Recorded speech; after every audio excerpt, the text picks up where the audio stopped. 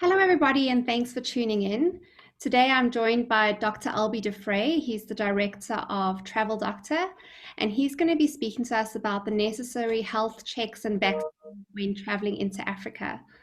Hello, Albie. Thanks for joining us. Good morning, Jess. Thank you very much for having me. It's great to be here. Cool. So, first question, why is it necessary for corporate travelers to undergo a health check before embarking on a trip? Very good question.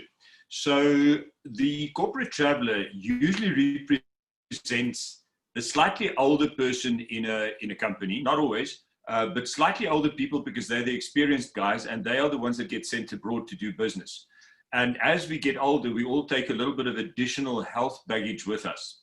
So it's very important to have a health checkup before you travel, especially if you travel for business, and in particular in the pandemic times, because the pandemic, as we all know very well, has made travel a lot more difficult. It makes it a lot more difficult to access healthcare, even at home, because you basically need to be checked for COVID before you can be checked for anything else, even back at home. And if you're abroad and you're seeking healthcare, it can make it a lot more difficult. And in addition, if you have something serious crop up and you need to be medevaced, medevacs are extremely complicated because of the COVID situation. So make sure that your health is as good as it can be. And then at the same time, obviously, you need to check up on your chronic medication, that sort of thing that needs to go with. So for our corporate clients, we've been doing pre-deployment medicals for the best part of 20 years. And our statistics show that 50% of corporate travelers are older than 40, and 50% of them have got pre-existing or chronic, very often lifestyle diseases. Overweight is unfortunately predisposed to comorbid. It's a comorbid disease for COVID as well. But we also know that obesity contributes to diabetes, to hypertension, to high cholesterol, and all of those things need to be very well controlled before we travel. And in these days, people are desperate for work. South Africans in particular, because of the state of the economy, and so a lot of people are dependent on traveling abroad to work, but at the same time, they've not necessarily been looking after their own health. Okay, sure. And what are some of the most overlooked health concerns for corporates traveling in Africa? Okay, so I think the first one is indeed to make sure that they are fit and well to travel. And then obviously, we all know that there are three things that kill travelers or that affect travelers. It's things that they bite into, things that bite into them, and things that hit them. So the last one is just trauma. It's either interpersonal violence or it's car accidents. I can't vaccinate you against that. I can teach you about the things that you bite into or the things that bite into you, but I can also vaccinate you against some of them. So education in a travel clinic setting is extremely important, because if I give you every vaccine in the book, I've only protected you against 5% of existing infectious diseases. However, having said that, doesn't mean that the 5% isn't important, because if you get hepatitis A, if you get yellow fever, if you get hepatitis B, if you get meningococcal meningitis, that can be life-threatening and can at the minimum be disastrous for a business trip. So your vaccines need to be up to date, but that starts off with your childhood diseases. Again, childhood diseases and childhood vaccination programs have been neglected in the pandemic all over the world, but in particular in Africa. And so we've already seen a couple of measles cases, for example, in South Africa in the last few weeks. It's not really an outbreak yet, but we are seeing measles cases because our measles coverage has gone from more than 90% to around 70%. And measles being a lot more infective than even the coronavirus, you need really good coverage to get herd immunity to protect people. So don't forget the childhood vaccines, make sure that they're up to date. And then you've got to look at your special risk vaccines. You've got to look at compulsory vaccines. For now, that's mainly yellow fever. If you go to certain areas, we would recommend a meningococcal meningitis vaccine.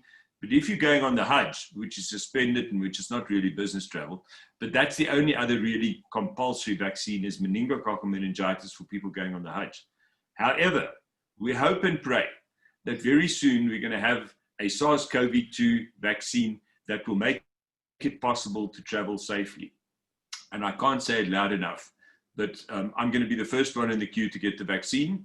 And every traveler must get his head around the idea that in order to be able for travel to return to normal, we're going to have to be vaccinated.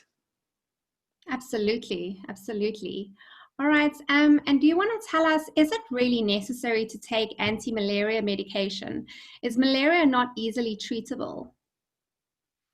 Okay, so I've just mentioned that 5% of infectious diseases are vaccine preventable. The biggest, most important one for people traveling in Africa that is not vaccine preventable is malaria. That's all about education. It's all about don't get bitten, seek early treatment, and take the pill. So don't get bitten is all the good things you can do either personally or in the environment that you stay in, whether it's a tent or a hotel room. Make sure it's mozzie proof. The good thing about malaria is that there's nothing good about malaria, but the advantage of the way malaria is transmitted is by night biting mosquitoes. So by protecting yourself at night, you're going a long way, if you avoid bites, to protect yourself from getting malaria in the first place. That's not always possible. If you're a geologist or a driller sitting somewhere in the bush next to a little river in a tent, it makes it a lot more difficult to protect yourself against bites. And then it becomes even more important to make sure that you also take prophylaxis. The in-between one that I mentioned, which was seek early treatment, is irrespective of whether you've been taking malaria prophylaxis or not. You have to report any flu-like illness very early on to a doctor that knows malaria. And unfortunately, the locals elsewhere in Africa don't always know malaria that well, or they see it in a different context. They're used to working with semi-immune people that get sick from malaria but seldom die as adults, because lots of children die of malaria before the age of 5, and those that survive are semi-immune. As adult travelers from non-endemic areas, we never become immune.